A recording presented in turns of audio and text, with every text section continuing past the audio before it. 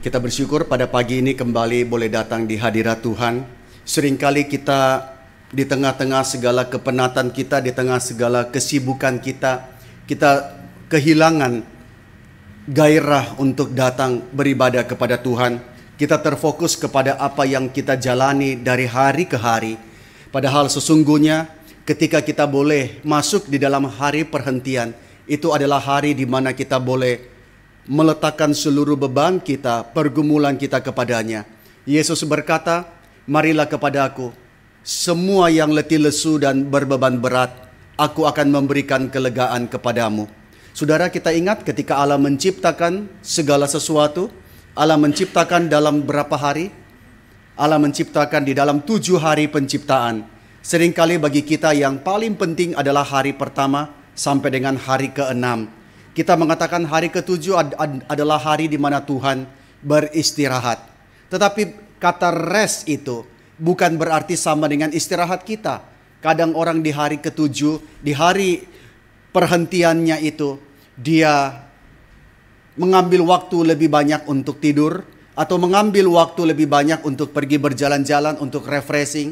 Tetapi ketika dikatakan bahwa setelah Allah menciptakan 6 hari, hari ke-7 itu Allah beristirahat, rest, itu sebenarnya mengatakan bahwa Allah duduk di atas tahtanya dan Allah memerintah. Mulai dari hari ke-7, hari ke-8, hari ke-9, 10 sampai kepada hari ini, itu adalah hari di mana Allah duduk di atas tahtanya. Allah mengendalikan segala sesuatu, Allah mengatur segala sesuatu, Allah merawat segala sesuatu. Maka di dalam hari-hari seperti ini, di dalam hari di mana kita bisa beribadah, itu adalah hari di mana kita datang kepada Tuhan dan mengatakan, "Tuhan, sungguh Engkau yang bertahta. Bukan aku yang mengendalikan hidupku, bukan aku yang membereskan segala sesuatu, tapi Engkaulah Allah yang mengatur jalannya sejarah. Engkau yang mengendalikan segala sesuatu di dalam kehidupanku." Maka di dalam ibadah kita datang dengan hati yang menyerahkan segala pergumulan kita, segala kesulitan yang sementara kita alami ke dalam tangan Dia yang berdaulat memerintah atas segala sesuatu.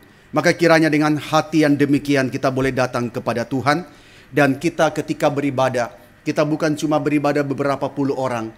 Ketika kita worship, kita datang ke dalam gereja yang disebut gereja Katolik, gereja yang universal. Kita beribadah bersama dengan orang-orang kudus yang sudah mendahului kita, dan kita beribadah dengan orang-orang kudus di berbagai tempat di seluruh dunia. Maka kita menikmati waktu-waktu di mana kita boleh beribadah kepada Tuhan. Mari kita akan membaca firman Tuhan. Kita akan meneruskan pembahasan eksposisi kita, yaitu melihat Injil di dalam Perjanjian Lama, khususnya di dalam kehidupan daripada Yusuf. Mari kita membuka Kejadian pasal 39. Kita akan membaca bagian ini, satu bagian yang cukup panjang. Dan kiranya kita boleh menikmati pembacaan firman sebelum kita masuk ke dalam khotbah pada hari ini. Saya akan membaca ayat yang ganjil, dan saya mengajak Bapak Ibu Saudara sekalian, dengan suara yang nyaring, dengan suara yang lantang, kita boleh bersama-sama menikmati pembacaan firman Tuhan sebagai umat Tuhan. Kejadian pasal 39 diberikan judul Yusuf di rumah Potifar. Ayat pertama, Kejadian pasal 39, "Adapun Yusuf telah dibawa ke Mesir, dan Potifar seorang Mesir, pegawai istana Firaun, kepala pengawal raja, membeli dia dari tangan orang Ismail yang telah membawa dia ke situ." Ayat kedua, "Sehingga ia menjadi seorang yang selalu berhasil dalam pekerjaannya, maka tinggallah ia di rumah tuannya orang Mesir itu." Setelah dilihat oleh tuannya bahwa Yusuf disertai Tuhan, dan bahwa Tuhan membuat berhasil segala sesuatu yang dikerjakannya,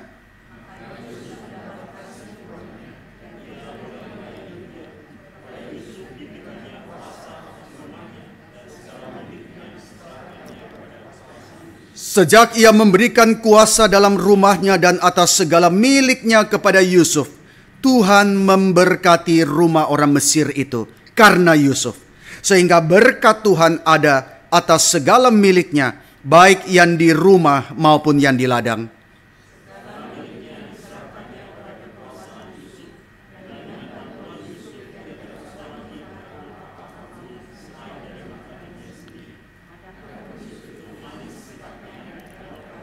Selang beberapa waktu istri tuannya memandang Yusuf dengan berahi, lalu katanya, "Marilah, tidur dengan aku."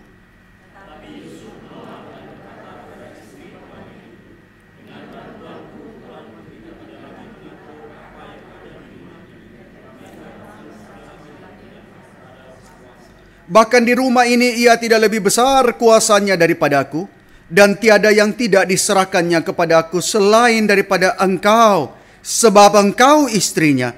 Bagaimanakah mungkin aku melakukan kejahatan yang besar ini dan berbuat dosa terhadap Allah?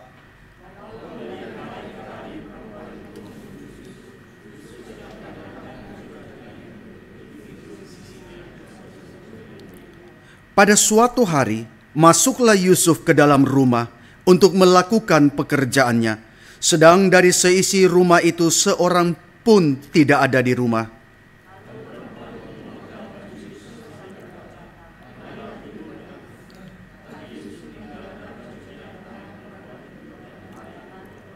Ketika dilihat perempuan itu bahwa Yusuf meninggalkan bajunya dalam tangannya dan telah lari keluar sisi rumah itu, lalu katanya kepada mereka, "Lihat, dibawanya kemari seorang Ibrani, supaya orang itu dapat mempermainkan kita.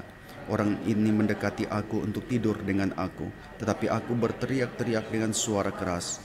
Dan ketika didengarnya bahwa aku berteriak sekeras-kerasnya, ditinggalkannya bajunya padaku, lalu dia lari keluar. Juga ditaruhnya baju Yusuf itu di sisinya sampai tuan rumah pulang." Perkataan itu jugalah yang diceritakan perempuan itu kepada Potifar.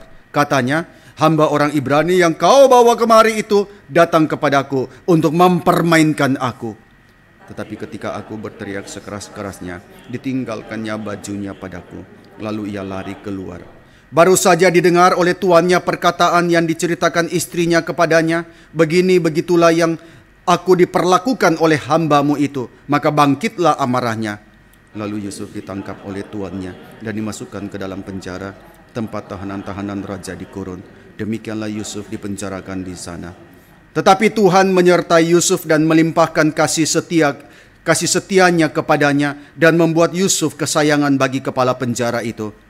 Sebab itu kepala penjara mempercayakan semua tahanan dalam penjara itu kepada Yusuf, dan segala pekerjaan yang harus dilakukan di situ dialah yang mengurusnya. Dan kepala penjara tidak mencampuri segala yang dipercayakannya kepada Yusuf karena Tuhan menyertai dia, dan apa yang dikerjakannya dibuat Tuhan berhasil. Mari kita masuk dalam doa. Kami berdoa Tuhan dan mengucap syukur. Kami boleh belajar daripada firman-Mu Tuhan. Kami boleh melihat perjuangan daripada orang-orang yang Tuhan pakai di dalam sejarah untuk mewujudkan rencana Tuhan, untuk mewujudkan janji Tuhan. Kami boleh belajar daripada Yusuf ya Tuhan, ketika melalui pergumulannya itu. Dan kami juga boleh melihat bagaimana sesungguhnya melalui kisah tokoh-tokoh itu, Engkau membawa mata kami tertuju kepada Yesus Kristus, anak-Mu yang tunggal. Kami berdoa Tuhan pimpin di dalam waktu perenungan firman. Berikan kami kekuatan, berikan kami firman-Mu. Di dalam kami berjalan menyusuri hidup kami. Tuhan pimpin. Dalam nama Tuhan Yesus kami mau berdoa dan bersyukur. Amin. Saudara sekalian, kita sudah menyelesaikan Kejadian pasal yang ke-37. Kejadian 37 dimulai dengan satu mimpi yang besar, tetapi diakhiri dengan Yusuf menjadi budak di Mesir. Ini satu hal yang anti klimaks. Sesuatu mimpi yang besar, tetapi pada akhirnya di akhir pasal 37 tidak terwujud. Lalu kemudian kita masuk ke pasal 39.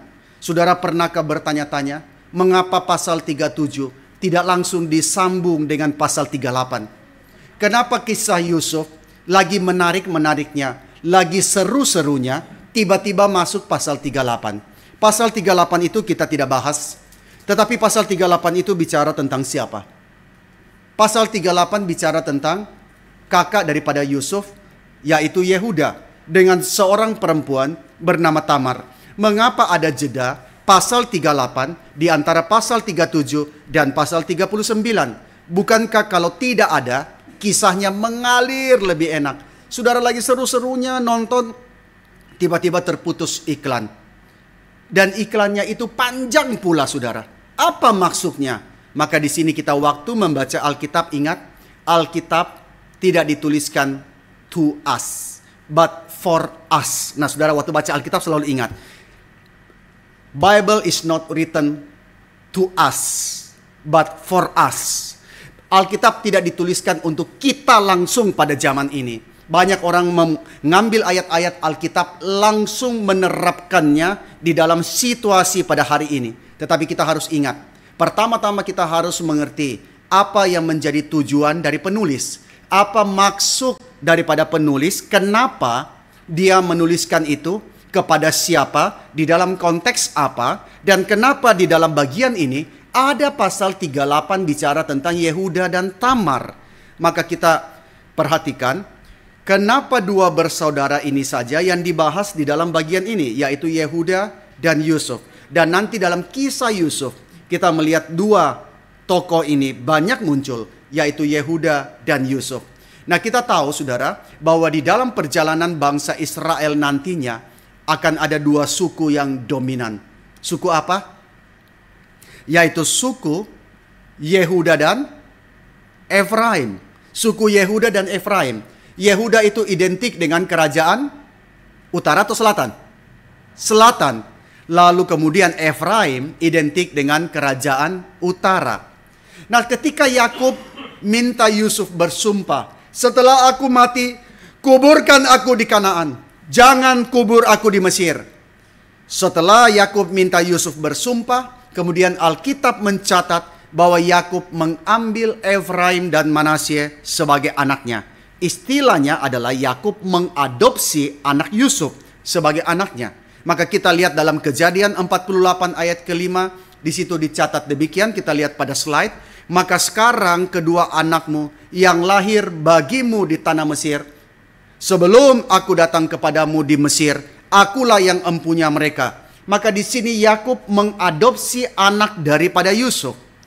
Akulah yang empunya Efraim dan Manasye, sama seperti Ruben dan Simeon. Nah, adopsi ini memasukkan Efraim dan Manasye ke dalam 12 suku. Jadi 12 suku tidak semuanya anak daripada Yakub secara anak kandung. Tetapi ada dua suku yang adalah anak daripada Yusuf. Maka adopsi ini memasukkan Efraim dan Manasye ke dalam 12 suku, memberikan mereka hak yang sama dengan anak-anak sulung Yakub, yaitu Ruben dan Simeon. Sekarang kita perhatikan di pasal 37 Yusuf dijual. Di pasal 38 ada kisah Yehuda dan Tamar, dan di pasal 39 kisah Yusuf di rumah Potifar. Kenapa kisah Yehuda dan Tamar menyela kisah Yusuf? Ini merupakan satu pembanding. Kejadian pasal 38 akan menjadi satu pembanding antara Yusuf dan Yehuda di dalam persoalan yang sama yang dihadapi keduanya berkenaan dengan perempuan. Berkenaan hubungan seksual dengan perempuan asing. Saudara perhatikan, Yehuda mengambil istri orang Kanaan. Di dalam Kejadian pasal 38 ayat yang kedua. Lalu kemudian Yehuda tidur dengan Tamar menantunya. Diperkirakan Tamar adalah orang Kanaan. Meskipun ketika Yehuda menghampiri Tamar, dia tidak tahu bahwa itu adalah menantunya. Karena Tamar sedang menyamar. Sementara kita lihat Yehuda dengan perempuan Kanaan, Yehuda dengan Tamar, dan di pasal 39 Yusuf diperhadapkan dengan seorang perempuan Mesir, yaitu istri Potifar. Nah, apa beda di antara keduanya? Apa beda Yehuda dan Yusuf? Yusuf tidak melakukan, tetapi Yehuda melakukan. Di dalam posisi ini, Yehuda adalah pelaku. Bahkan dia hendak membakar Tamar. Ketika Tamar dituduh melakukan persundalan, maka Yehuda hendak membakar Tamar. Tetapi Yusuf bukan pelaku, Yusuf adalah korban. Dia adalah pihak yang dituduh. Yusuf dan Yehuda itu sama-sama dituduh oleh perempuan. Tamar menuduh Yehuda, Tetapi Yehuda akhirnya terbukti dia yang salah. Sementara Yusuf, dia difitnah, dia tidak bersalah. Maka di dalam dua kisah ini, apakah pesan penting yang mau disampaikan oleh penulis? Saudara perhatikan bahwa Musa membawa bangsa Israel keluar dari Mesir untuk nanti masuk ke dalam Kanaan. Jadi Musa membawa Israel keluar dari Mesir masuk ke Kanaan. Dan waktu mereka nantinya masuk ke dalam tanah Kanaan, ada peristiwa apa? Peristiwa pembagian tanah.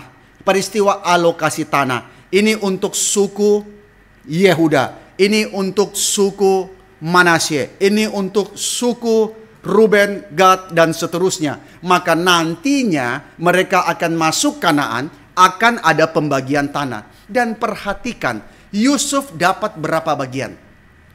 Yusuf tidak ada tanah langsung atas nama suku Yusuf. Tetapi Yusuf mendapatkan dua bagian melalui Efraim dan Manasye anaknya.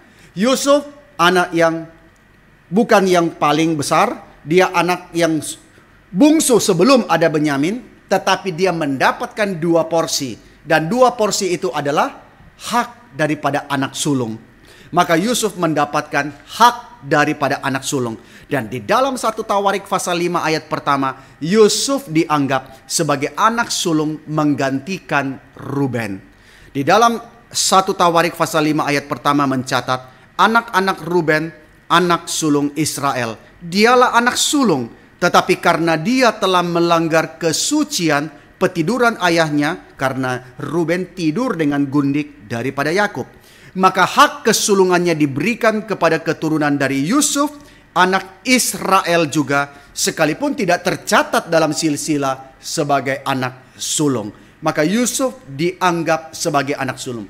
Nah, di dalam keadaan ini penting tidak kemudian Musa menceritakan kisah Yehuda dan Tamar. Ini penting karena apa? Ketika masuk ke dalam tanah Kanaan, orang Israel mereka bisa terima. Kenapa dari Yusuf dapat dua porsi? Kenapa keturunan Yusuf, Efraim dan Manasye akan mendapatkan tanah pusaka mereka? Jadi ini penting ada di dalam bagian ini, sehingga ketika mereka masuk Kanaan, mereka bisa maklum, oh kami bisa terima.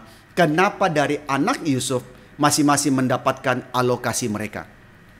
Nah, sekarang kita kembali ke dalam pasal 39. Yusuf tiba di rumah Potifar sebagai seorang budak. Kita mungkin sering mendengar perkataan, jikalau Allah mengasihimu, dia punya rencana yang indah dalam hidupmu. Itu betul. Tetapi kenyataannya kenapa yang aku alami justru berkebalikan. Ketika aku percaya kepada Tuhan, hidupku malah berkebalikan daripada yang aku pikir akan terjadi. Ketika orang percaya kepada Tuhan, ada yang harus diusir dari rumah. Ketika percaya kepada Tuhan, ada orang yang sakit, ada orang yang bangkrut, ada orang yang mengalami kesulitan dalam relasi, baik relasi keluarga maupun relasi pertemanan dan sebagainya. Ada orang yang memiliki mimpi besar, mimpi itu buyar. Ketika orang ikut Tuhan mengalami kesulitan, pencobaan, ujian, diganggu oleh dosa-dosanya dan bahkan mengalami kematian. Nah, saudara sekalian, kita akan bertanya di manakah rencana indah itu? Bukankah kalau ikut Tuhan semuanya akan indah? Kenapa ketika aku ikut Tuhan ternyata tidak seperti itu? Itu pertanyaan yang sering kali kita ajukan. Ketika kita perhatikan dengan seksama apa yang Allah kerjakan dalam hidup seorang percaya, kita akan mendapati, saudara perhatikan, kita akan mendapati bahwa rencana Tuhan yang baik itu bukanlah berpuncak pada hidup yang mudah dan nyaman. Banyak orang ingin jadi Kristen karena kalau saya jadi Kristen, hidupku akan pasti Tuhan berkati. Hidupku lebih mudah, hidupku akan lebih lancar, hidupku akan lebih nyaman. Tetapi saudara, kita akan mendapati bahwa rencana Tuhan yang baik bukan berpuncak kepada hidup yang demikian. Melainkan rencana Tuhan yang baik itu berpuncak di dalam kematian dan kebangkitan kita. Apa maksudnya? Hidup Tuhan berpuncak di dalam kematian dan kebangkitan kita, yaitu bahwa kita akan mati atas dosa dan manusia yang lama kita, dan kita akan bangkit sebagai manusia yang baru di dalam Tuhan. Maka itulah rencana Tuhan. Saudara perhatikan, saudara jadi orang Kristen bukan berarti bahwa saudara serta-merta akan diberkati di dalam segala hal. Tetapi tujuan utama Tuhan adalah saudara mati dan bangkit bersama dengan Kristus. Mati atas dosa dan manusia yang lama dan bangkit sebagai ciptaan yang baru bagi Tuhan. Maka itulah tujuan Tuhan. Dan Allah begitu mengasihi engkau dan saya sehingga Allah tidak mau kita tidak mengalami perubahan apapun. Maka kita ingat baik-baik, Tuhan begitu sayang sama kita sehingga Tuhan tidak mau kita tidak mengalami perubahan apapun. Waktu kita sayang kepada anak kita, kita ingin dia ada perubahan. Kita ingin dia menjadi seorang yang bijaksana. Kita ingin dia menjadi seorang yang matang imannya. Kita ingin dia menjadi seorang yang menjadi berkat. Dan kita didik dia sekalipun tidak gampang. Kita biarkan dia melewati kesulitan sekalipun tidak mudah. Maka perhatikan, Allah tidak mau kita tidak mengalami perubahan apapun. Cuma kadang prosesnya itu loh. Kadang prosesnya itu menyakitkan. Kadang prosesnya itu begitu keras. Sebagaimana yang Yusuf alami. Tetapi meskipun demikian, Yusuf tahu bahwa Allah menyertainya. Bahkan ketika dia begitu tersendiri. Yusuf sampai ke Mesir, dia tidak ada keluarga, dia tidak ada kerabat, tidak ada famili. Kalau kita kirim anak pergi sekolah ke luar negeri, di situ kita tanya, ada kenalan tidak di situ yang bisa mendampingi? Ada kenalan tidak di gereja? Ada gereja apa di situ? Kita utus ke tempat di mana ada orang yang bisa kita percaya untuk mendampingi dia. Tetapi Yusuf pergi ke Mesir, dia pergi sendiri. Begitu terasing, begitu tersendiri. Tetapi dia tahu bahwa Tuhan menyertai meskipun seringkali rencana Allah yang ajaib itu kadang membawa kita kepada ujian dan pencobaan. Tetapi saudara, kita meyakini bahwa kasih karunia-Nya itu cukup bagi kita. Nah, Yusuf itu seorang anak yang tumbuh besar dengan mendengar kisah tentang rencana besar Allah bagi umatnya. Pada zaman itu, orang tua menurunkan kebenaran secara lisan. Bangsa Israel adalah bangsa yang mendengar. Mereka mendengar daripada orang tua mereka apa yang menjadi rencana Tuhan. Maka Yusuf tumbuh besar dengan mendengarkan cerita akan rencana besar Allah bagi keluarganya. Tuhan sudah memanggil Abraham, leluhurnya, menjadi bapa daripada umat Tuhan, di mana seluruh bangsa itu akan mendapatkan berkat. Lalu dia tahu bahwa papanya Yakub terpilih sebagai pewaris berkat itu bukan Esau. Dan kemudian dia juga tahu kakeknya Ishak itu yang terpilih. Jadi dia tumbuh besar dengan satu kesadaran ada rencana Tuhan di dalam kehidupannya. Dan Yusuf tahu dia bukan saja kesayangan papanya. Bukan cuma papa yang sayang, tetapi juga Allah menyayangi dia. Melalui apa? Dia tahu Allah menyayangi dia karena Allah mengirimkan dua mimpi yang besar di mana Yusuf menjadi pusat daripada mimpi itu. Yang pertama ialah berkas gandumnya itu disembah sujud oleh berkas gandum daripada saudara-saudaranya. Lalu kemudian dia bermimpi matahari, bulan, dan 11 bintang itu datang menyembah kepadanya. Dia tahu dia menjadi pusat daripada rencana Allah.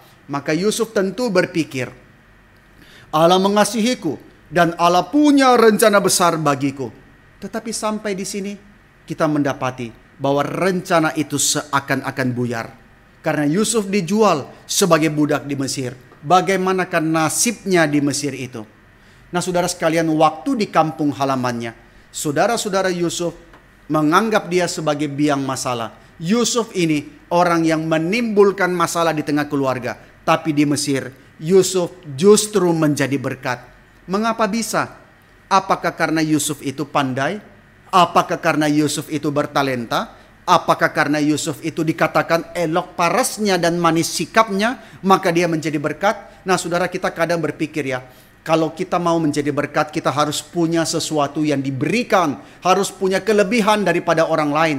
Kita harus memiliki talenta yang spesial. Kita harus jadi orang yang pandai. Kadang kita berpikir di gereja kalau mau dipakai Tuhan, saya harus menjadi orang yang extraordinary. Saya menjadi orang yang menonjol dibandingkan yang lainnya. Tetapi di dalam bagian ini kita mendapati mengapa Yusuf bisa menjadi berkat?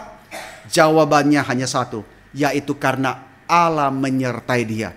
karena Tuhan menyertai dia. Saudara, banyak orang yang begitu berbakat, banyak orang yang begitu bertalenta, tetapi kenapa Tuhan tidak pakai? Karena Tuhan tidak menyertai dia, maka dia tidak mungkin menjadi berkat.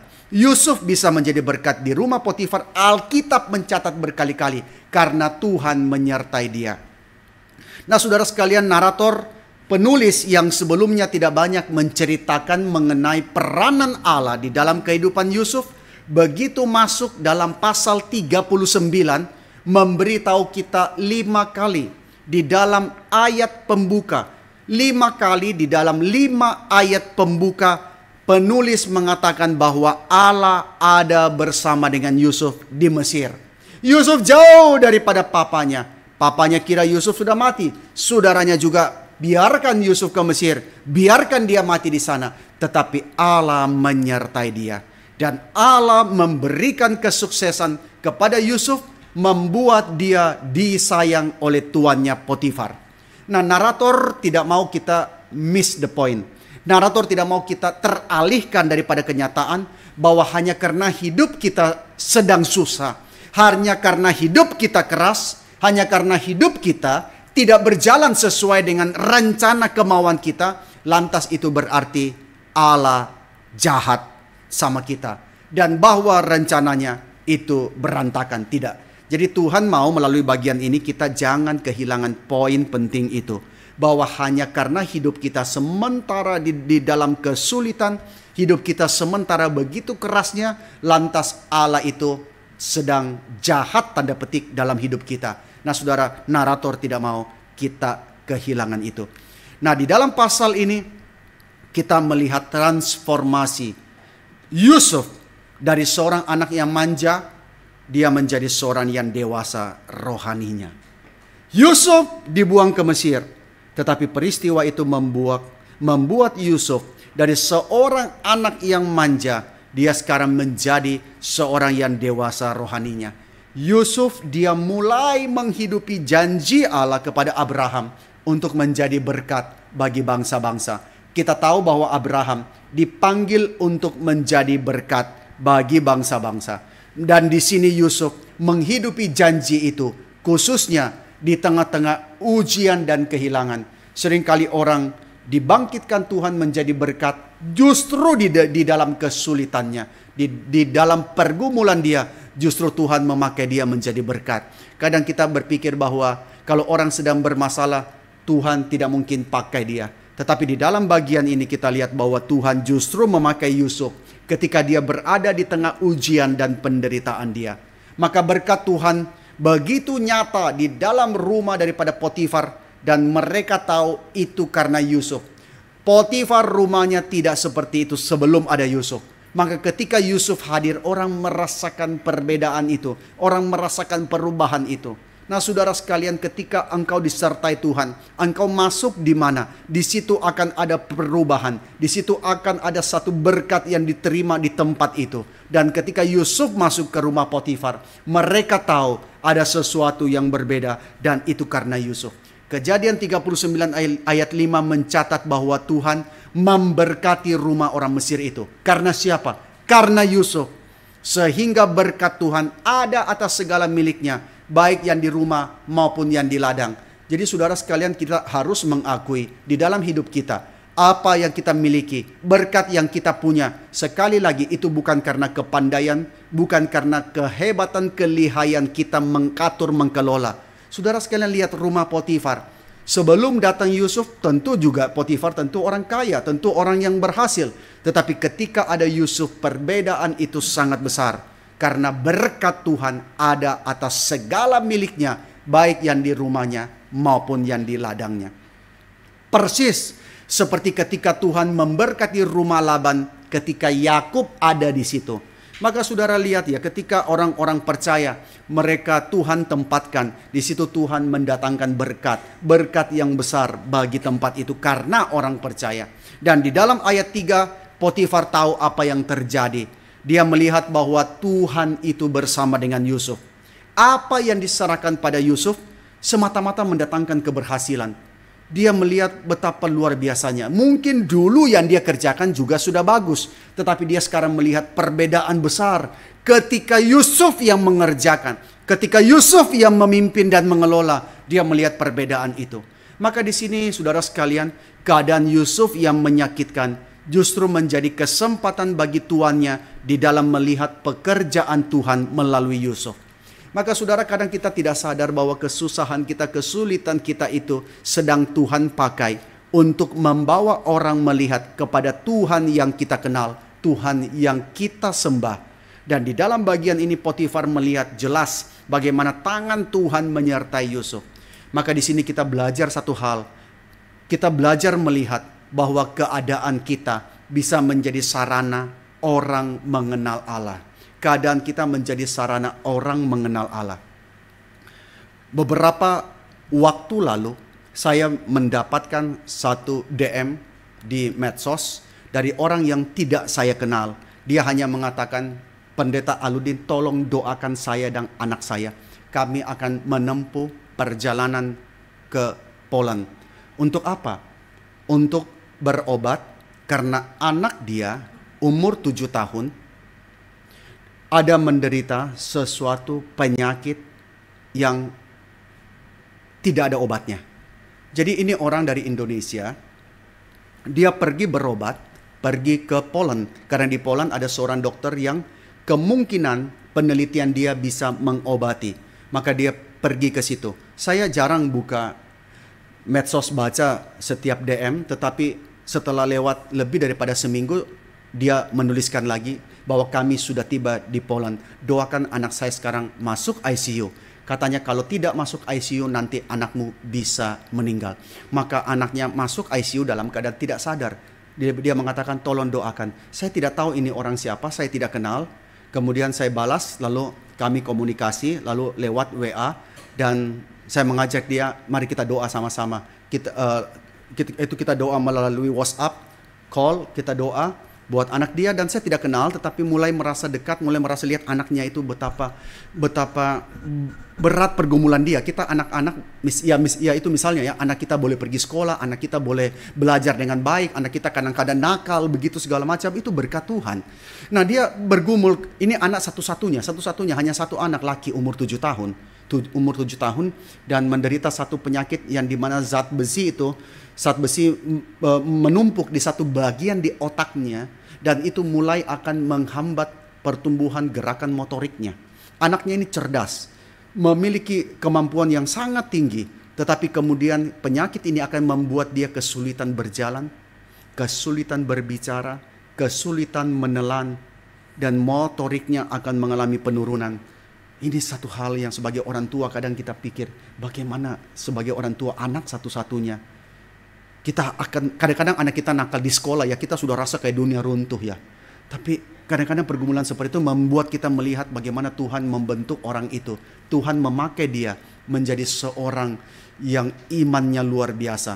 Maka saudara sekalian, kadang-kadang kita tidak sadar saudara, bahwa keadaan kita menjadi sarana di mana orang melihat Tuhan lebih dalam lagi, untuk mengenal Tuhan lebih jauh lagi.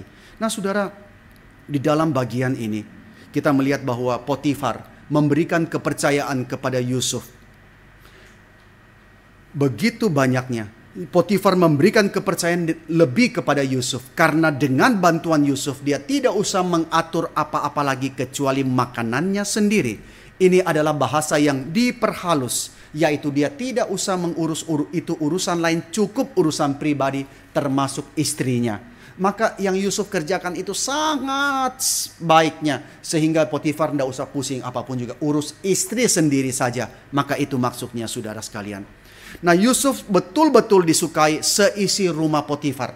Dan di dalam budaya Mesir, Yusuf itu adalah bukti yang nyata dari Allah yang hidup dan benar. Maka mereka lihat Yusuf, mereka lihat Allahnya Yusuf.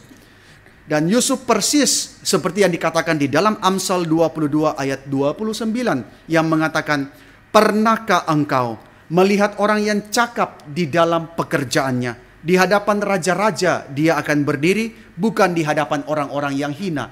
Amsal 22:29 mengatakan, engkau lihat orang yang cakap di dalam pekerjaannya? Orang yang cakap itu berdirinya di hadapan raja-raja, bukan di hadapan orang yang hina. Jikalau saudara kerja apapun dengan tanggung jawab, kerja apapun dengan benar, saudara, Alkitab mengatakan engkau berdiri di hadapan daripada orang-orang penting, di hadapan raja-raja. Dan itulah Yusuf.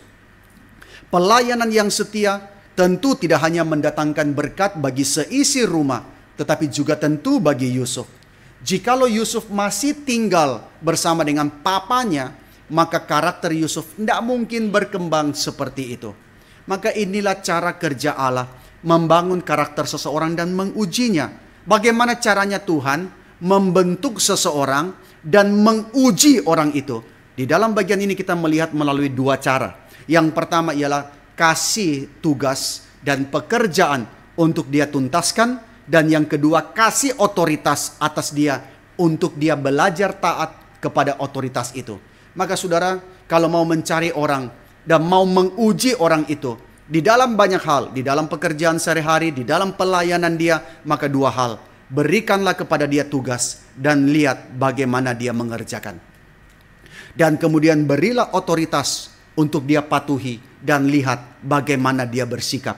Seorang anak konglomerat, jikalau dia langsung mewarisi kerajaan bisnis papanya, maka dia menjadi orang yang akan merusak semuanya pekerjaan itu. Kecuali dia pernah dipercayakan tugas dan pekerjaan yang harus dia tekuni, dan dia diberikan otoritas yang dia harus taat kepada otoritas itu. Dia belajar untuk taat kepada otoritas itu. Maka disitulah orang itu akan melewati ujian. Seseorang itu harus diuji sebagai hamba sebelum dia diangkat menjadi seorang pemimpin. Kalau dia langsung jadi pemimpin, dia tidak pernah mengerti pergumulan perjuangan daripada orang yang di bawah. Nah, di dalam Matius 25 ayat 21, kita lihat di situ dikatakan di dalam perumpamaan itu, maka kata tuannya itu kepadanya, baik sekali perbuatanmu, hai hambaku yang baik dan setia. Engkau telah setia di dalam perkara kecil, perkara remeh yang orang lain tidak anggap, orang lain tidak perhitungkan. Engkau telah setia dalam perkara kecil, maka aku akan memberikan kepadamu tanggung jawab di dalam perkara yang besar. Di sini Tuhan seringkali melalui peristiwa yang remeh, yang kecil, kasih tanggung jawab. Lihat bagaimana dikerjakan. Ketika orang itu mengerjakan dengan sepenuh hati, Tuhan kasih tanggung jawab yang lebih besar. Maka saudara, kadang kita mau pelayanan, langsung pelayanan yang besar, Tuhan tidak kasih.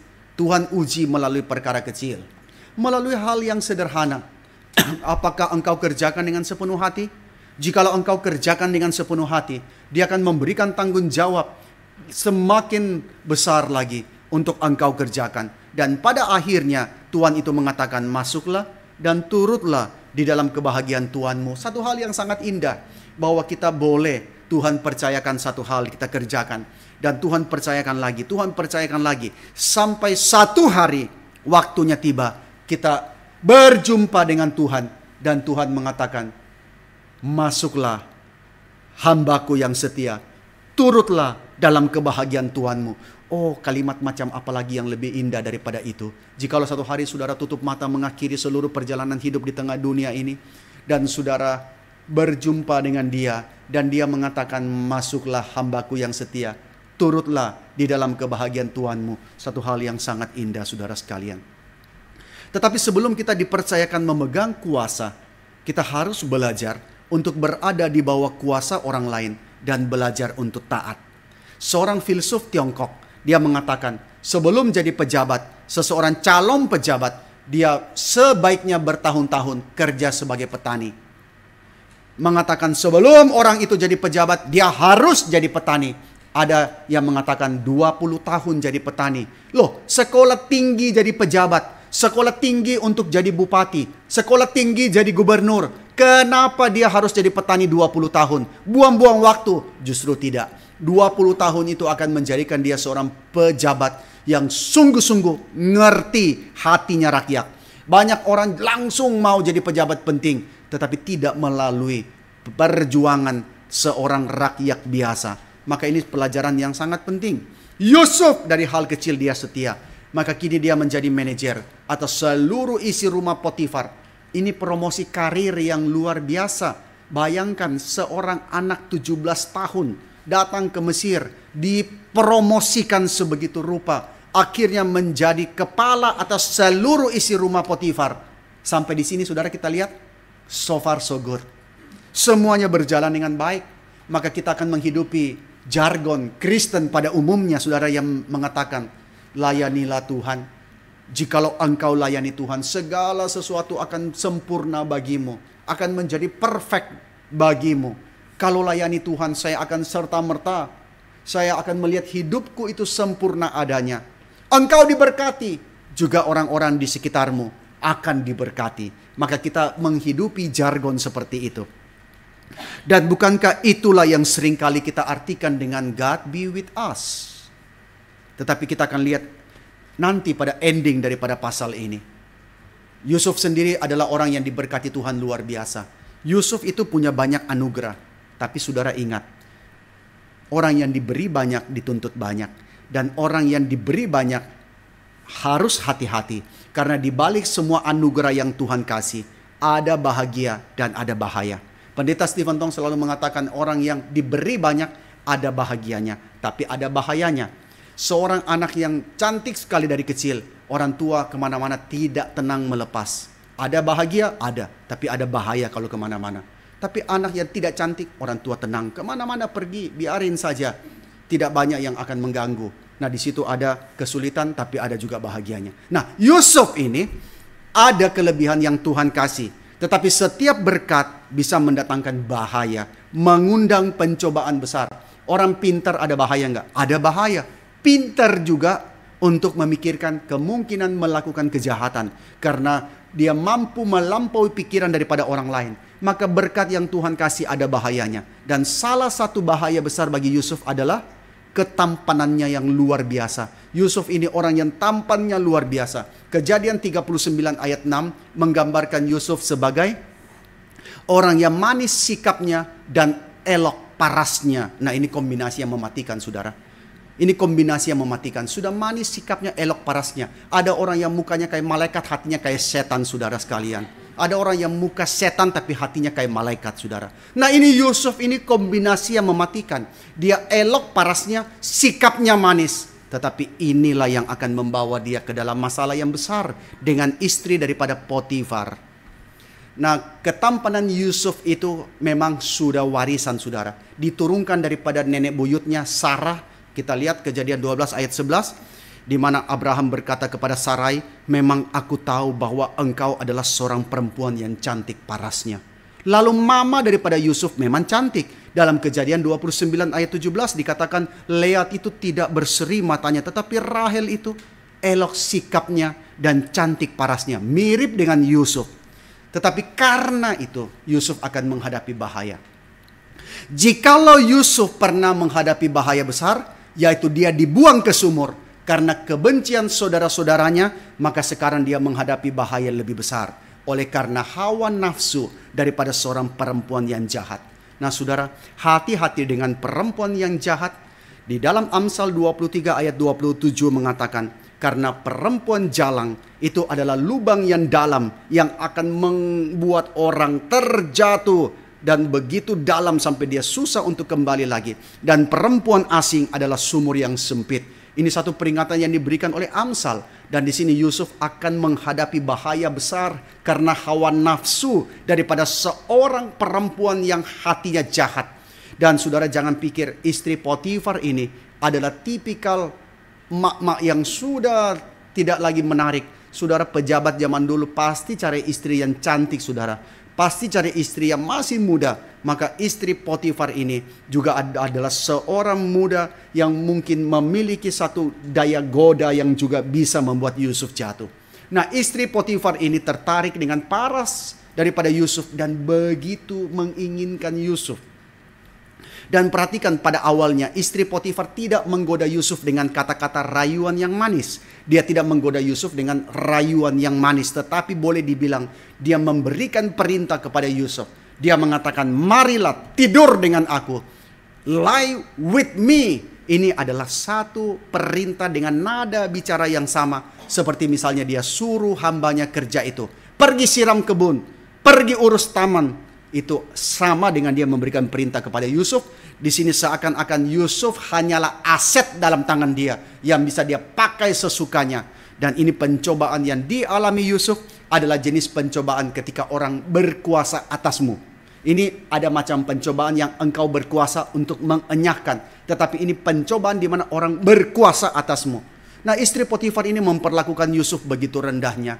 Mungkin dia pikir Yusuf ini toh cuma budak. Bukankah dia kerja untuk suamiku dan karena itu juga kerja untuk aku? Berhubung suamiku tidak ada di rumah, akulah yang berwenang. Dan karena Yusuf adalah hambaku, maka tugasnya menjalankan apa yang aku perintahkan kepadanya. Maka dia memerintahkan Yusuf, tidur dengan aku. Dan ketika permintaannya ditolak satu kali, dia makin jadi penasaran menjatuhkan Yusuf. Orang ketika ditolak, dia makin penasaran. Maka saudara lihat ya, hidup Yusuf sangat tidak mudah. Dia harus kerja di situ. Dan godaan itu datang bertubi-tubi. Godaan itu datang kepada seorang anak muda di dalam usia belasan tahun. Ini adalah satu godaan yang sangat besar datang kepada Yusuf. Dan dia tinggal di tempat yang orang tidak beriman. Nah, saudara bayangkan ya, kalau seorang Kristen dia pergi tugas ke luar kota. Pergi ke kota yang ada gereja GRII. Pergi ke kota yang orang kenal dia. Dia sedang pekerjaan, ada tugas pekerjaan. Maka ketika ada godaan, masih ada yang menahan dia. Kenapa? Nanti kalau orang tahu bagaimana? Kalau orang kenal bagaimana? Tetapi Yusuf tidak. Dia berada di negeri yang asing. Dia bisa melakukan apa saja tanpa keberatan hati orang lain nanti menilai dia. Orang lain akan tahu dia. Dan godaan itu datang bertubi-tubi. Maka di dalam keadaan demikian, mudah sekali bagi Yusuf untuk merasionalisasikan situasi itu sebagai satu-satunya opsi yang tersedia. Dan Yusuf bisa saja mengatakan, saya terpaksa. Saya tidak ada pilihan lain. Saya berada di bawah kuasa daripada istri Potifar. Saya terpaksa. Tapi sambil menikmati dosa. Banyak orang mengatakan saya terpaksa melakukan itu. Tetapi sambil menikmati dosa. Nah, di dalam situasi ini, menyerah terhadap permintaan istri Potifar itu tentu lebih mudah. Dan itu tentu lebih aman dibandingkan Yusuf menolak. Betul enggak? Kalau dia terima saja, tidak ada yang tahu. Dia akan aman-aman saja meskipun tentu ya Tuhan tidak tutup mata ya. Mungkin dia akan mengatakan lebih aman tidak ada yang tahu. Lagi pula kalau dia terus menolak, maka kemarahan daripada Nyonya Potifar yang tertolak itu sangat berbahaya. Saudara, kalau ada orang yang begitu punya desire atas sesuatu dan yang saudara miliki dan saudara terus menolak, dia akan makin menggunakan kuasanya untuk menjatuhkan saudara. Maka di dalam hal seperti ini, opsi toh saya terpaksa jadi saya lakukan saja, nampaknya itu lebih masuk akal bagi Yusuf dalam keadaan seperti itu. Seperti orang yang merasionalkan seks bebas atas nama cinta. Kenyataannya tetap itu salah dan merendahkan arti daripada seks yang Tuhan karuniakan. Persinahan dan percabulan mengubah aliran sungai yang jernih menjadi selokan yang kotor. Mengubah orang-orang yang merdeka menjadi budak belenggu daripada dosa. Apa yang dimulai seakan-akan begitu manis pasti akan berubah menjadi racun. Orang yang berselingkuh awalnya manis sekali, lama-lama menjadi racun, saudara sekalian. Dan Yusuf di sini, dia tidak mau mengorbankan kemurniannya, dia tidak mau mengorbankan integritasnya hanya untuk menyenangkan istri daripada tuannya itu. Apa yang dia bilang?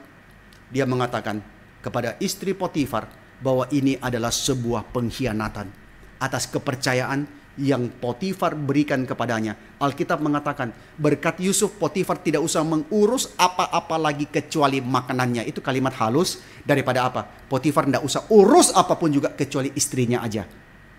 Dan kalau Yusuf melakukan itu pengkhianatan terhadap Potifar. Dan yang lebih penting, kenapa dia tidak mau melakukan itu? Karena dia tahu ini dosa yang melawan Tuhan. Dia tahu ini dosa yang akan mendukakan Tuhan yang dia kasihi. Maka apa yang Yusuf begitu inginkan yang paling utama adalah menyenangkan Allahnya. Maka saudara sekalian, Itulah panggilan kita, hidup menyenangkan Tuhan. Memang tidak mudah ya. Kadang-kadang kita jadi orang Kristen itu hidupnya masih seperti di bawah satu aturan Taurat. Kita jadi orang Kristen tidak ada sukacita, saudara. Kita hanya hidup seakan-akan mengikuti seperangkat aturan dan tidak ada sukacita. Padahal sesungguhnya kita menyenangkan Tuhan tak kala kita bersenang di dalam Dia. Maka yang Yusuf inginkan adalah menyenangkan Allahnya. Nah, membawa Allah, ketika Yusuf membawa nama Allahnya di dalam penolakan ini menunjukkan apa? Menunjukkan kesadaran Yusuf akan kehadiran Allah yang menyertai dia. Yusuf tidak berkata, oh saya sudah di Mesir, tidak ada Tuhan yang mengawasi saya berada di negeri yang asing. Banyak orang di luar daripada gereja langsung hidupnya beda sekali, saudara sekalian.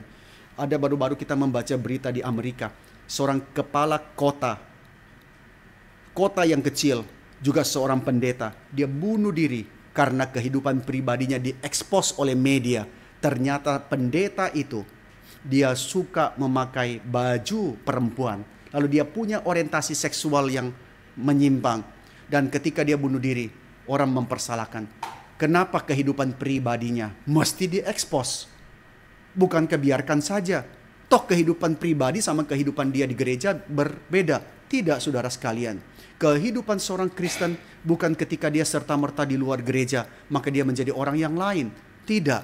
Dia menjadi orang yang sama. Kehidupan private dan kehidupan publik itu adalah kehidupan daripada seorang percaya. Maka ketika Yusuf membawa Allahnya di dalam penolakan ini, menunjukkan apa? Kesadaran Yusuf akan kehadiran Allah yang menyertai dia, bahkan di dalam situasi yang begitu rumit. Dia tidak mau mengesampingkan imannya dia. Iman Yusuf itu bukan cuma di mulut saja. Saudara, kita jujur ya, kadang-kadang kita itu beriman itu iman di mulut, saudara, bukan iman dalam perbuatan kita. Kita mengatakan orang Kristen harus sabar, harus murah hati. Tetapi pada kenyataannya kita tidak sabar dan kita tidak murah hati. Iman Yusuf bukan iman di mulut saja. Yusuf sadar bahwa yang dia hadapi adalah dua keadaan. Antara menyenangkan istri Potifar tetapi mendukakan Tuhan, atau menyenangkan Tuhan dan menolak istri daripada tuannya. Ini situasi yang tidak mudah. Menyenangkan istri tuannya tetapi mendukakan Tuhan, atau menyenangkan Tuhan tetapi membuat murka istri tuannya. Dan Yusuf membuat keputusan yang tepat, bukan cuma 1-2 kali, tetapi berkali-kali, karena istri Potifar itu menggoda dia hari lepas hari. Saudara, saya tidak bisa bayangkan betapa besar godaan yang dihadapi oleh Yusuf. Yusuf ini seorang laki-laki muda yang normal, saudara. Dia bukan memiliki kecenderungan cinta sejenis, tidak, saudara. Dia seorang anak laki-laki yang normal, dan bagaimana menghadapi godaan daripada istri Potifar yang tentu bukan seorang perempuan yang sudah tua, sudah jelek, tidak, masih muda dan begitu menarik bagi Yusuf tentu. Dan pencobaan itu begitu dahsyat karena dikatakan di dalam ayat ke-10, dari hari ke hari perempuan itu membujuk Yusuf. Bisa dikatakan setiap hari. Dan Yusuf harus bekerja. Yusuf harus masuk ke dalam rumah itu. Dan dia melancarkan godaan. Yang kita tahu, semakin hari godaan itu semakin hebat. Semakin hari godaan itu akan semakin kreatif dipakai oleh istri Potifar. Maka di sini kita harus sadar dan waspada. Pencobaan itu bukan pengalaman sambilan orang percaya. Saudara sekalian, pencobaan bukan pengalaman sambilan orang percaya, tetapi itu adalah peperangan setiap hari daripada seorang percaya. Perhatikan ayat 10 kemudian dikatakan dia membujuk Yusuf untuk tidur di sisinya. Sekarang sudah lihat ya, bukan lagi tidur dengan aku, itu perintah. Sekarang ayat 10 mengatakan tidur di sisinya. Maka ini mengindikasikan ada permainan strategi yang progresif dari istri Potifar. Dia tahu cara kekerasan tidak mempan. Cara pemaksaan, Yusuf engkau budak, tidur dengan saya, itu tidak mempan. Maka dia pakai cara godaan, dia pakai cara progresif, dia pakai bujukan. Kali ini mengandung undangan supaya Yusuf itu merasa nyaman dengannya. Oh, mungkin Yusuf takut karena saya istri daripada majikannya. Maka sekarang saya pakai cara undangan secara halus. Dari pakai perintah, dia mulai pakai strategi. Dia mengatakan, ayolah Yusuf, tidak apa, cuma berbaring di sisiku saja. Ini berarti Yusuf Jangan terlalu keras. Bukalah sedikit celah. Ini cuma berbaring denganku. Aku tidak perintahkan kamu tidur dengan aku loh. Cuma berbaring di sampingku saja. Maka dia berusaha untuk menurunkan kadar bahaya pencobaan itu. Kadang-kadang kita lihat pencobaan makin lama, oh enggak terlalu bahaya kok. Biasa aja pencobaannya. Enggak terlalu bahaya menjerumuskan aku. Tetapi Yusuf tahu. Maka dia tarik garis tegas. Garis batas yang tegas. Untuk dia tidak masuk ke dalam pencobaan. Dia bahkan menolak untuk berada di sampingnya. Maka saudara, bagaimana Yusuf bisa mengatasi pencobaan itu? Di sini membutuhkan keberanian, membutuhkan kesungguhan untuk melawan godaan hari lepas hari. Yusuf menjelaskan kepada istri Potifar kenapa dia tidak mau melakukan itu. Karena nyonya Potifar itu adalah istri dari laki-laki yang lain, dan laki-laki itu adalah tuannya Yusuf. Dan dia dipercaya oleh tuannya. Dia tidak mau merusak kepercayaan itu. Bahkan jikalau tidak seorang pun tahu, Yusuf tahu Allah melihat. Walaupun tidak seorang pun melihat, Yusuf tahu Allah mengawasi.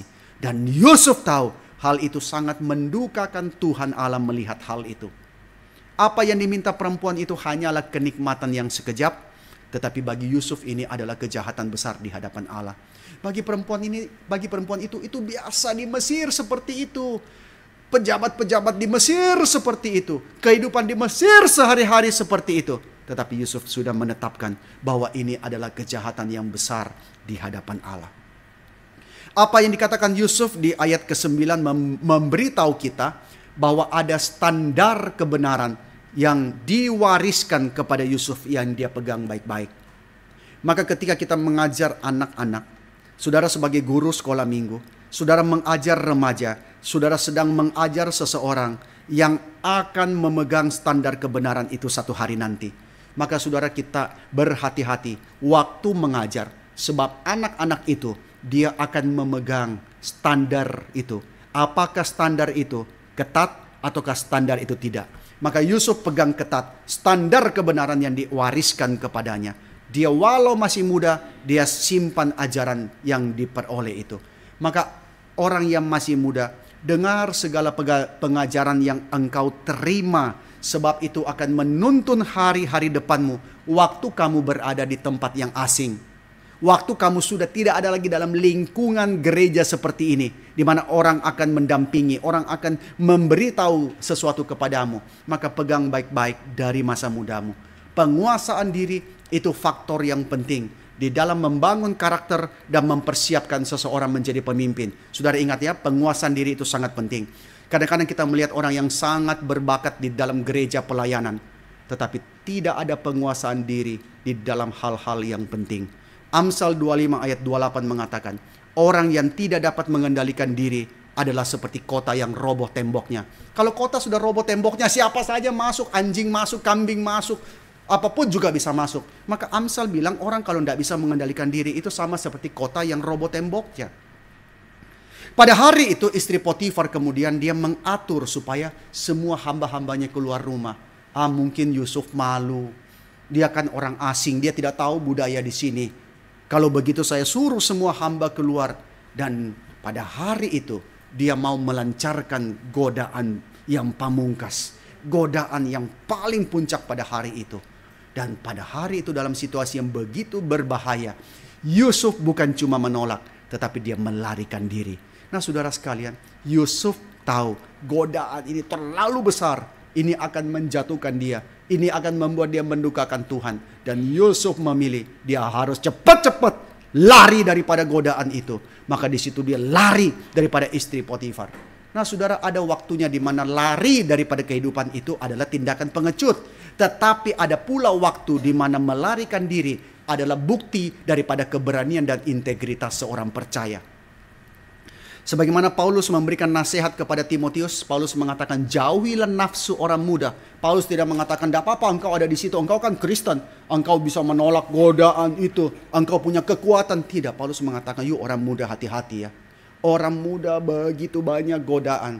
Jauhi, lari daripada nafsu orang muda.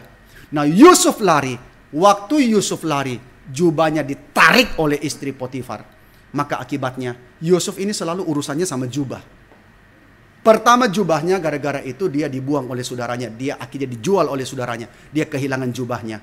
Maka kali ini Yusuf kembali kehilangan jubahnya. Tetapi seorang pengkhotbah Puritan mengatakan, Yusuf kali ini kehilangan jubah, tapi berhasil mempertahankan karakternya. Dia memang kehilangan jubahnya, tapi dia mempertahankan karakternya.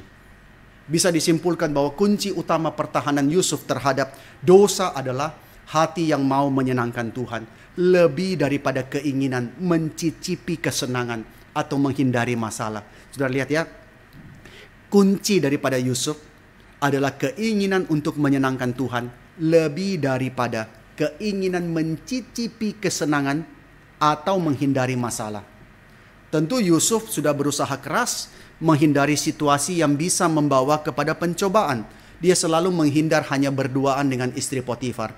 Maka itu saudara sekalian, hindari pencobaan. Saudara kalau punya kelemahan di dalam keinginan desire secara seksual, hindari berduaan. Saudara pergi pulang, seringkali saudara ya, di dalam pelayanan berduaan, hati-hati saudara sekalian. Atau saudara naik mobil berduaan, hati-hati kalau itu lawan jenis yang bukan istri saudara. Ini saudara sekalian, kita perlu hati-hati saudara sekalian. Kadang-kadang kita mengatakan ini tidak masalah, tetapi kita terbawa pada situasi yang bisa menjatuhkan kita kepada pencobaan. Dia tidak mau berduaan dengan istri Potifar. Tetapi pendekatan seperti itu hanya sesuatu yang memang sifatnya eksternal saudara, karena mungkin seseorang bisa menjadi goyah. Apa yang membuat kita jatuh adalah karena kita menginginkan sesuatu lebih daripada Allah. Apa yang membuat kita jatuh? Kita menginginkan sesuatu lebih daripada Allah. Kita menginginkan mungkin uang lebih daripada Tuhan kita. Kita menginginkan kenikmatan-kenikmatan ragawi kita lebih daripada Allah. Apapun dosa yang engkau dan saya gumulkan, saudara, entah itu kesombongan, entah itu nafsu, entah itu keinginan untuk bergosip, entah itu ketamakan, kemarahan, atau apapun juga, saudara, kuasa dosa itu berasal dari kenyataan bahwa engkau memang menginginkan itu lebih daripada Allah. Dan dosa menyediakan jalan untuk itu. Jadi saudara, apapun yang kita gumulkan dengan kelemahan-kelemahan kita, di situ kita harus menyadari bahwa kuasa daripada dosa itu berasal dari kenyataan bahwa engkau memang menghendaki itu. Engkau memang menghendaki itu lebih daripada Tuhan Allah. Dan dosa menyediakan sarana untuk engkau meraih hal itu. Jikalau Yusuf menilai kenyamanan dia, keamanan dia, posisi dia di rumah itu jauh lebih penting daripada Tuhan Allah, dia pasti sudah akan tunduk kepada kemauan istri Potifar. Kalau aku tunduk kepada istri Potifar, maka aku aman-aman saja. Toh tidak ada yang tahu. Dan aku nyaman-nyaman saja, aku makin naik posisi. Pasti istri Potifar makin promosikan aku ke suaminya. Wah, ini Yusuf luar biasa, aku makin dipercayakan jabatan, makin tinggi posisi. Jikalau Yusuf menilai hal itu lebih daripada mengasihi Allah, maka dia sudah pasti akan menyerah terhadap godaan daripada nyonya Potifar. Maka saudara sekalian, kita harus senantiasa bahwa waspada bahwa kita pun tidak lepas dari pencobaan. Saudara, hamba Tuhan itu sangat-sangat juga lemah, saudara sekalian, sangat lemah. Saudara perlu mendoakan hamba Tuhan. Hamba Tuhan sangat lemah. Kita harus menyadari siapapun juga kita bahwa kita tidak lepas dari pencobaan. Yesus mengingatkan Petrus yang akan menjadi soko guru daripada gereja. Yesus mengingatkan dalam Lukas pasal 22 ayat 31. Yesus mengatakan, Simon, Simon, lihat, iblis telah menuntut untuk menampi kamu seperti gandum. Kamu tidak lihat, tapi Yesus sudah lihat bahwa iblis sudah menantikan engkau. Iblis sudah menuntut untuk menampi engkau seperti gandum. Dan di dalam 1 Petrus pasal 5 ayat 8, di situ Petrus yang pernah diingatkan Yesus, Petrus mengingatkan pembaca suratnya, sadarlah dan berjaga-jagalah. Lawanmu si iblis berjalan keliling sama seperti singa yang mengaum-aum dan mencari orang yang dapat ditelannya. Hati-hati. Engkau orang-orang percaya, hati-hati. Engkau pikir hidupmu baik-baik saja. Aku melayani Tuhan dengan giat. Aku ikut dalam pelayanan. Aku rajin di mana-mana. Petrus mengatakan tetap hati-hati. Lawanmu si iblis. Dia terus waspada. Berjalan keliling. Cari orang yang bisa ditelannya. Maka saudara lihat ya, Yusuf mengalami pencobaan. Dan satu hari nanti, juru selamat kita, Tuhan Yesus Kristus, ketika dia datang ke dalam dunia, dia tidak menghindari ketika harus berhadapan dengan pencobaan. Maka Yesus pun harus menghadapi pencobaan. Alkitab mengatakan, setelah dia dibaptis, Roh membawa dia ke padang gurun untuk dicobai. Dan setelah Yesus puasa 40 hari dalam keadaan yang sangat lemah, dalam keadaan yang sangat lapar, begitu lemah secara fisik, maka Yesus dicobai iblis dengan 3 pencobaan. 2 pencobaan pertama itu menyasar kepada status Yesus sebagai Mesias, yang ditandai dengan apa? Iblis mengatakan, jikalau engkau anak Allah. Jikalau engkau anak Allah, itu menyasar egonya Yesus, menyasar status mesianik daripada Yesus. Dan ini tidak mudah, saudara.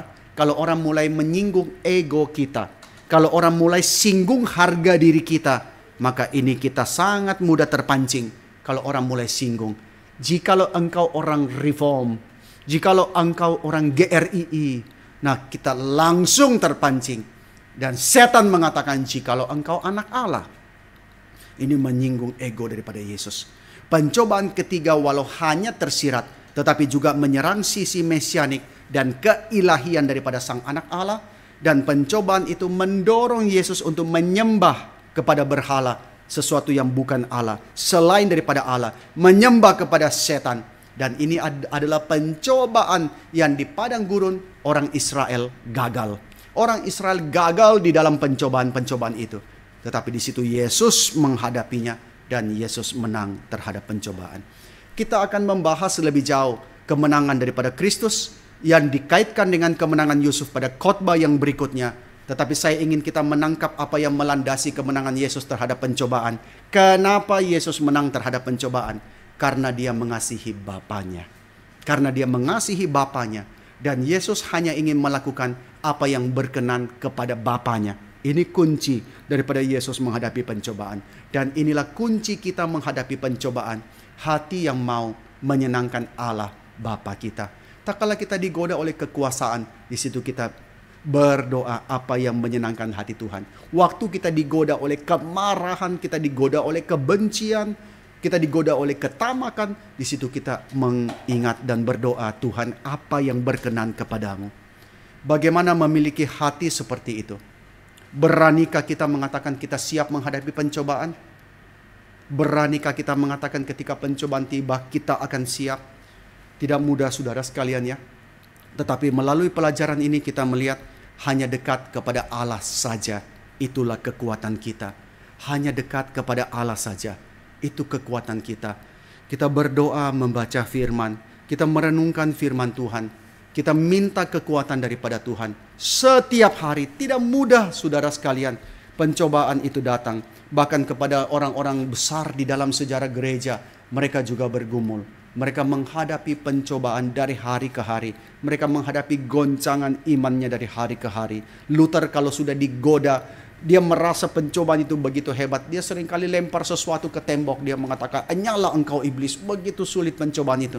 Tetapi di sana ada kekuatan yang Tuhan berikan melampaui keterbatasan dan kelemahan kita. Mari kita minta Tuhan berikan kekuatan itu. Mari kita berdoa. Tuhan Bapa di dalam surga, kami tidak hidup di luar daripada pencobaan. Engkau memanggil kami sebagai umat Tuhan keluar daripada gelap, masuk ke dalam terang. Tetapi Engkau memanggil kami dan Engkau menempatkan kami sementara waktu tetap berada di tengah-tengah dunia ini. Kami bukan milik daripada dunia ini. Kami bukan berasal daripada dunia ini lagi. Tetapi kami berada di tengah dunia ini. Dengan segala pencobaan yang menggoda kami, yang berusaha menjatuhkan kami. Pencobaan demi pencobaan yang sangat tahu kelemahan kami. Dan kami sedikit lagi jatuh ke dalam pencobaan itu. Kecuali Tuhan menopang kami. Kami tidak ada kekuatan. Kami tidak ada daya mampu untuk menolak semuanya itu. Kecuali kekuatan Tuhan berikan. Berikanlah kami hati yang mau menyenangkan Engkau. Berikanlah kami hati yang mau mencari wajah-Mu Tuhan di dalam hidup kami. Tuhan, pimpin kami hari demi hari, godaan demi godaan, biarlah kami boleh bertahan, kami boleh melaluinya sampai satu hari nanti ketika kami kembali kepadamu. Kami akan mendengar Engkau berkata, "Hai hambaku yang setia, masuk dan turutlah di dalam kebahagiaan Tuhanmu." Terima kasih Tuhan, kami boleh belajar daripada kehidupan Yusuf dan terlebih lagi kami belajar daripada Tuhan kami Yesus Kristus. Dalam nama Tuhan Yesus Kristus kami berdoa. Amin.